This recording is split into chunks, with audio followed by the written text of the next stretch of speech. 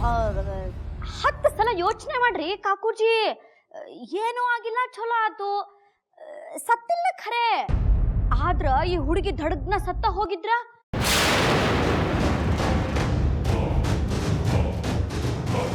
ಏನ್ ಗತಿ ಅಂತೀನಿ. ಪೊಲೀಸರು ಸುಮ್ಮನೆ ಬಿಡ್ತಿದ್ರು ಅನ್ಕೊಂಡ್ರಿ ನಿಮ್ಮನ್ನೆಲ್ಲಾರನು ಎಳ್ಕೊಂಡು ಹೋಗ್ತಿದ್ರು. ಅದೆಂತದಂತಾರಲ್ಲ ಇಂಗ್ಲಿಷ್ನೊಳಗ ಎನ್ಕ್ವೈರಿ ಮಾಡ್ತಿದ್ರು.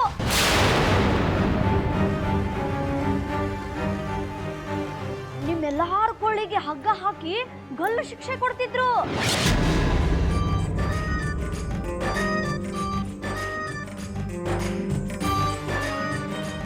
ನನ್ನ ಮೊಬೈಲ್ ಮೇಲೆ ಆಣಿ ಮಾಡಿ ಹೇಳ್ತೀನಿ ಕಾಕೂಜಿ, ನಾ ಸುಳ್ಳು ಪಳ್ಳು ಹೇಳೋವಕ್ಕಿನ ಅಲ್ಲ.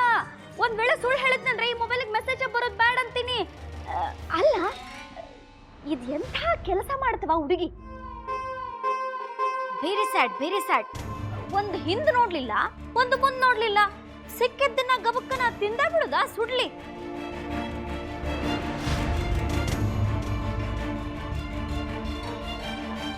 ಅಲ್ರಿ ಕಾಕೂಚಿ, ತಿನ್ನುವಂಥದ್ದಾಗಿದ್ರ ತಿನ್ಲಿ, ಬ್ಯಾಡ್ ಅಂದವ್ರು ಯಾರಕ್ಕಿಗೆ.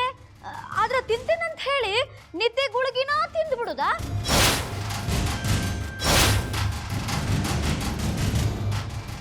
ಅಲ್ರಿ ಕಾಕೂಜಿ, ನಾ ಹಿಂಗ್ ಹೇಳಲಿಕ್ಕಂತ ತಪ್ಪು ತಿಳ್ಕೊಬೇಡ್ರ. ಮತ್ತ ಒಂದ್ ವೇಳೆ ಪೊಲೀಸರು ಎನ್ಕ್ವೈರಿ ಅಂತ ಶುರು ಮಾಡಿಬಿಟ್ರು ಅನ್ಕೊಳ್ರಿ,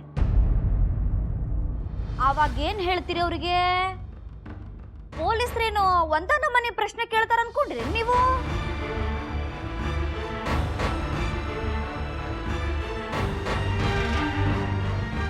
ಈ ಹುಡುಗಿ ಯಾರು, ಎಲ್ಲಿಂದ ಬಂತು, ಇದರ ಅಪ್ಪ ಅವ್ವ ಯಾರು, ಎಲ್ಲಾನು ಬಿಟ್ಟು ಈ ಹುಡುಗಿ ಇದ ಮನೆಗೆ ಯಾಕೆ ಬಂತು?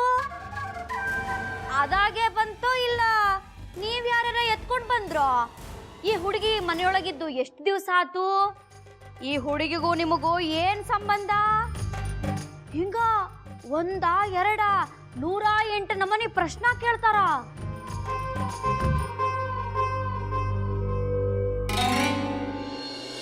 ಅದಕ್ಕೆಲ್ಲ ನೀವೇನಂತ ಉತ್ತರ ಹೇಳ್ತೀರಿ ಕಾಕೂಚಿ? ನೀವೀಗ ಎಲ್ಲದಕ್ಕೂ ಉತ್ತರ ಕೊಟ್ರಿ ಅಂತ ತಿಳ್ಕೊರಿ, ಅಷ್ಟಕ್ಕ ಪೊಲೀಸರು ಸುಮ್ಮನೆ ಇರ್ತಾರೇನೋ? ಪ್ರಶ್ನೆ ರೆಡಿ ಇರ್ತಾವ ಅವ್ರ ಹತ್ರ. ಅಲ್ರಿ ಸಕ್ಕುಬಾಯಿ, ಏನದು? ಈ ಮಾತನ್ನ ನಾನು 100 ಸರ್ತಿ ಯೋಚನೆ ಮಾಡೇನ್ವಾ.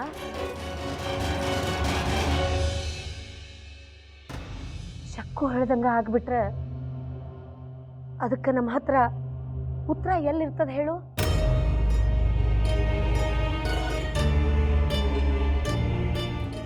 ತಾನು ಸಾಯೋದೇನೋ ಸಾಯ್ತಿತ್ತ ಹುಡುಗಿ, ಆದ್ರೆ ಅದ್ರ ಜೋಡಿ ನಮ್ಮನ್ನು ಮುಳುಗಿಸ್ತಿತ್ತಲ್ವ ಅದು.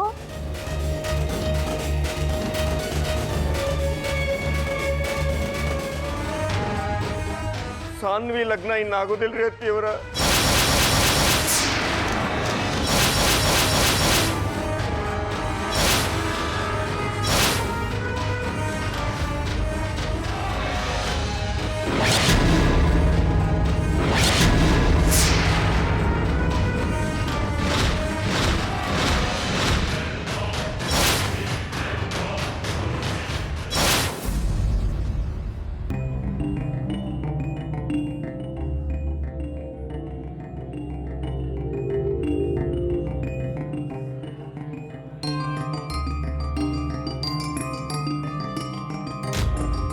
ಈಗರ ಗೊತ್ತಾತೇನ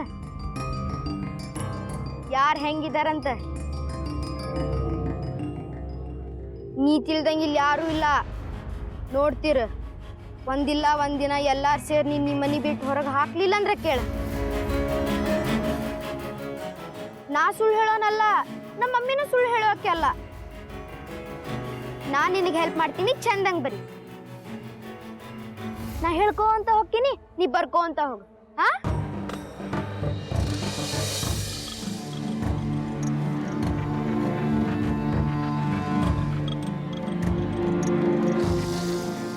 ಅಜ್ಜಿ ಬಾಳ್ ಕೆಟ್ಟಿದ್ದಾಳಂತ ಬರೀ ಬಾಳ್ ಕಿಟಿ ಮಾಡ್ತಾಳ. ಯಾವಾಗ ನೋಡಿದ್ರು ಬೈತಿರ್ತಾಳ. ಆಕಿಗಂತೂ ಕೆಲಸನ ಇರೋದಿಲ್ಲ. ಇನ್ನ ಸಾಗರ ಅವನು ಹಂಗ ಭಾಳ ಸ್ವಾರ್ಥಿ ಇದ್ದಾನ.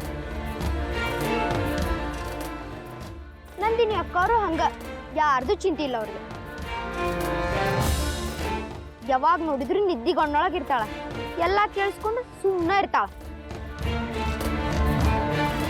ಇನ್ನು ಸೂರಜಣ್ಣ ಅವನಂತೂ ದೊಡ್ಡ ಬುದ್ಧಿ ಇದ್ದಾನ,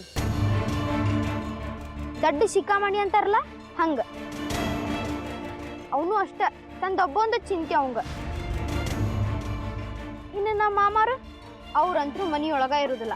ಅಜ್ಜಮ್ಮ ಏನ್ ಹೇಳ್ತಾರೋ ಅದನ್ನ ಶಿಕ್ಷಾ ವಹಿಸಿ ಕೇಳ್ತಾರಷ್ಟ.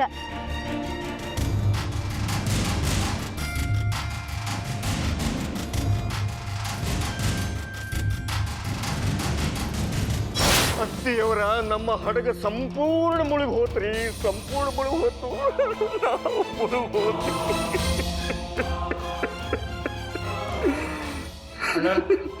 ನೀರು ತಗೋರಿ. ಸಾಲ್ವೆ ಲಗ್ನ ಇನ್ನಾಗೋದಿಲ್ರಿ, ಇನ್ನಾಗೋದಿಲ್ಲ. ನಮ್ಮ ಕನಸೆಲ್ಲ ನುಚ್ಚು ನೂರಾಗ ಹೋತ್ರಿ ಅತ್ತಿಯವ್ರ.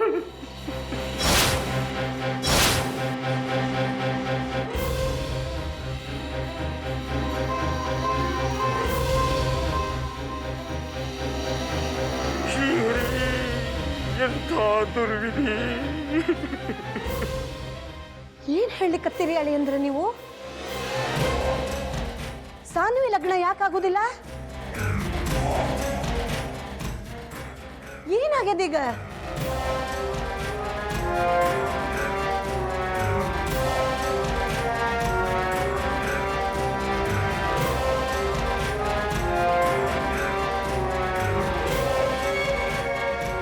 ನಾವು ವ್ಯವಹಾರದೊಳಗೆ ಪಾಲುದಾರ ಅಂತ ಇಟ್ಕೊಂಡಿದ್ನಲ್ಲ, ಹಾ, ಹಂಗಂತ ಯಾರೋ ಇದ್ದಾರೆ ಅಂತ ಹೇಳಿದ್ರಿ.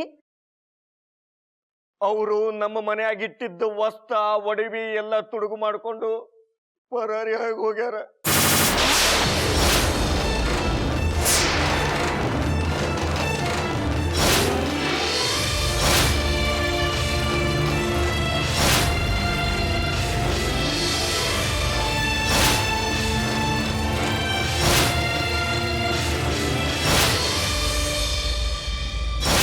ಇಲ್ಲ, ಇದೆಲ್ಲ ಸುಳ್ಳು.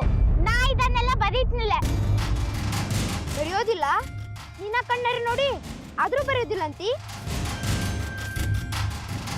ಬ್ಯಾಡ, ನನಗೆ ಬೇಕಾಗ್ಯದ. ಬರೀದಿದ್ರ ಬಿಡು. ಆದ್ರ ಕೇಳ್ಕೊ, ನಿರಂಜನ್ ಮಾಮಾರ್ಗೆ ಕರೆ ಹೇಳೋರಂದ್ರ ಬಾಳ ಪ್ರೀತಿ. ನಾನಂತರೂ ಕರೆ ಹೇಳಿನಿ. ಅದನ್ ಬಿಟ್ಟು ನೀ ಸುಳ್ಳು ಬರಿತೀನಂದ್ರ ಬರೀ. ಆದ್ರ ನಿಬಂಧ ಅಂದ್ಮೇಲೆ ಅದ್ರೊಳಗೆ ಖರೆ ಸುದ್ದಿನ ಇರ್ಬೇಕು. ಇದ್ರ ಮೇಲೆ ನಿನ್ ಮರ್ಜಿ.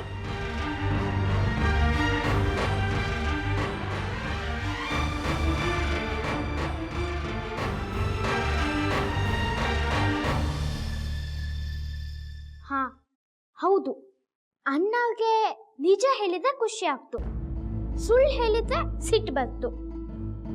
ಎಂತ ಮಾಡ್ಲಿ, ಏನ್ ಬದಿಲಿ? ನಾನ್ ಯೋಚನೆ ಮಾಡ್ದಂಗ್ ಬದಿಲ್ಲ ಅಥವಾ ಯಶ್ ಹೇಳ್ದಂಗ್ ಬದಿಲ್ಲ? ಎಂತ ಮಾಡ್ಲಿ? ಅಕ್ಕರು ಅಲ್ಲಿ ಸುಮ್ಮನೆ ಅಂತಕ್ಕಿದ್ಲು. ಎಂತ ಮಾಡೋದು ಒಂದು ಗೊತ್ತಾಗ್ತಾನೆ ಇಲ್ಲ.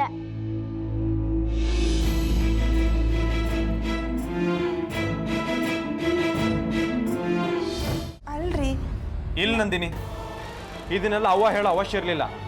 ನಿನ್ನ ವಿಚಾರ ಮಾಡಬೇಕಾಗಿತ್ತು. ನಿನ್ನ ದಾಗಿನ ತೆಗೆದು ನಿನ್ನ ಸಾನ್ವಿ ಕೊಡಬೇಕಾಗಿತ್ತು. ನೀ ಇಷ್ಟು ಸಣ್ಣದಾಗಿ ವಿಚಾರ ಮಾಡ್ತೀಯ ಅಂತ ನನಗೆ ಗೊತ್ತಿರಲಿಲ್ಲ ನಂದಿನಿ.